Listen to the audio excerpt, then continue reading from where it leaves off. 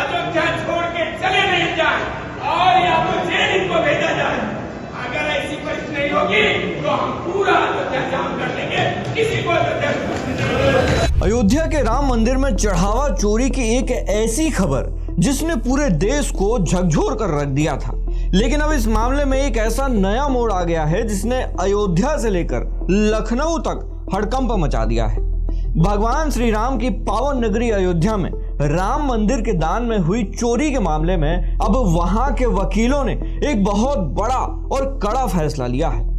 दोस्तों, Ayodhya Faizabad bar association ने साफ कर दिया है कि राम मंदिर में दान की चोरी करने वाले आरोपियों की पैरवी कोई भी वकील नहीं करेगा। वकीलों का गुस्सा इस कदर फूट पड़ा है कि उन्होंने इस मामले से जुड़े बड़े अधिकारियों को 3 दिन के भीतर अयोध्या छोड़ने तक की चेतावनी दे डाली है। अनिल मिश्रा, गोपाल राव 3 दिन के अंदर अयोध्या छोड़ के चले नहीं जाए और या तो जेल इनको भेजा जाए। अगर ऐसी परिस्थिति नहीं होगी तो हम पूरा अयोध्या जाम कर देंगे, किसी को अयोध्या नहीं। दोस्तों, बार एसोसिएशन ने इसके लिए बाकायदा एक सख्त चेतावनी जारी की है।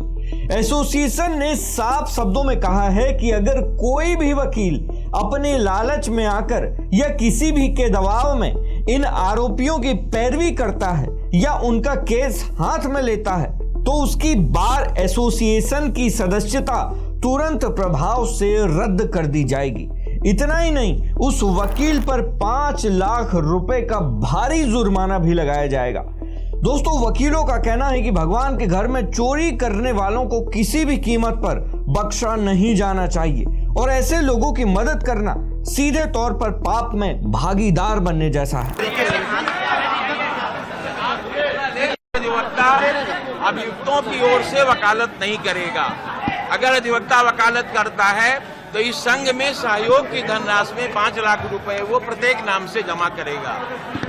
और आगे ये भी तय किया गया है कि ये चंपक राय, गोपाल राव और ये अनिल मिश्रा, इन लोगों के खिलाफ मुकदमा दर्ज कराने के लिए 173 सीआरपीसी की कार्यवाही की जाएगी।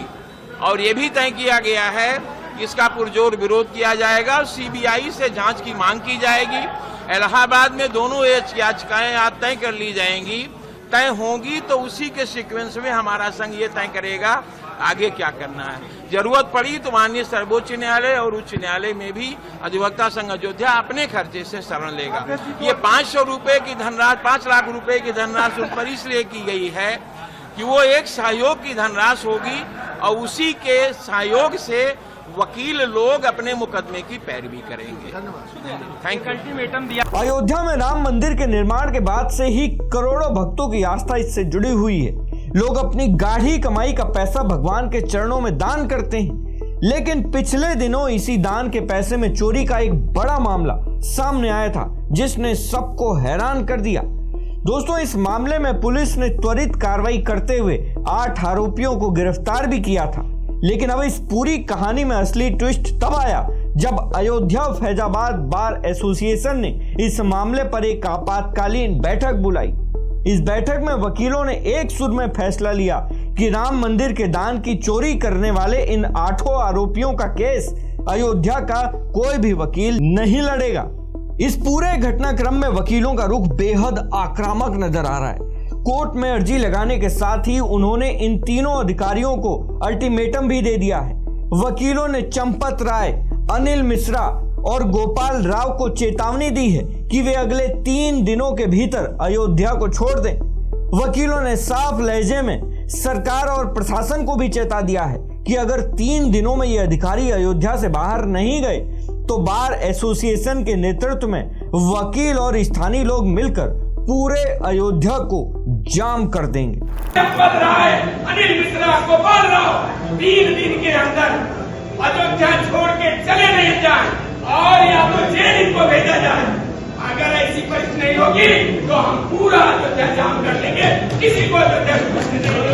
दोस्तों, इस चेतावनी के बाद से अयोध्या के प्रशासनिक अमले में हड़कंप मचा हुआ है और सुरक्षा व्यवस्था को लेकर भी चिंताएं बढ़ गई हैं। इसके साथ ही बार एसोसिएशन ने इस पूरे दान चोरी कांड की निष्पक्ष जांच के लिए केंद्रीय जांच ब्यूरो यानी कि सीबीआई जांच की भी पुरजोर वकील की। वकीलों का कहना है कि स्थानीय पुलिस इस मामले की गहराई तक नहीं जा पाएगी क्योंकि इसमें बड़े बड़े नाम शामिल हैं। इसीलिए दूध का दूध और पानी का पानी करने के लिए देश की सबसे बड़ी जांच एजेंसी को यह केस सौंपा जाना चाहिए। हर वीडियो की तरह सवाल अब आपसे है, क्या अयोध्या बार एसोसिएशन का आरोपियों का केस न लड़ने का फैसला और ट्रस्ट के अधिकारियों को अयोध्या छोड़ने की चेतावनी देना सही है? इस मामले पर आपकी जो भी राय हो हमें कमेंट बॉक्स में जरूर दें। इसके अलावा अगर आप अपने क्षेत्र की कोई भी खबर हम तक पहुंचाना चाहते हैं तो हमारी मेल आईडी sarkariManthanWork@gmail.com पर हमें मेल कर सकते हैं।